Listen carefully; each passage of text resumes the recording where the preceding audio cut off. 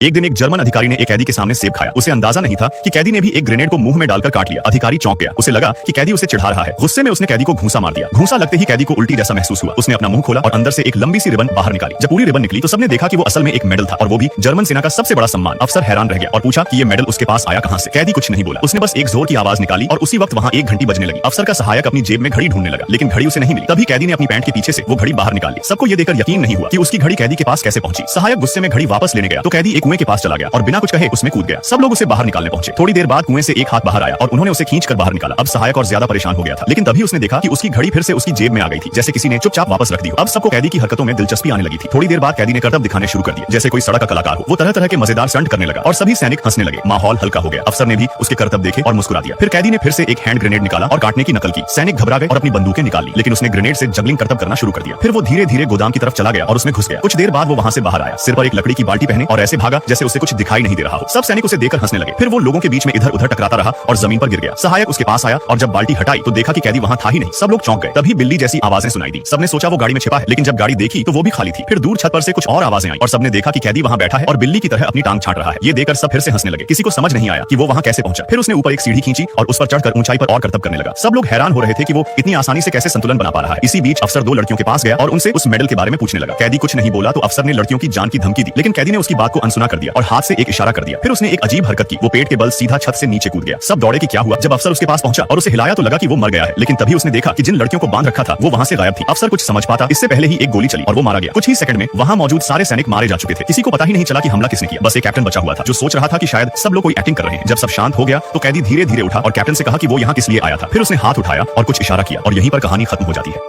Acting कर रहे हैं। जब सब शांत हो गया तो कैदी धीरे धीरे उठा और कैप्टन से कहा कि वो यहाँ किस लिए आया था। फिर उसने हाथ उठाया और कुछ इशारा किया और यहीं पर कहानी खत्म हो जाती है।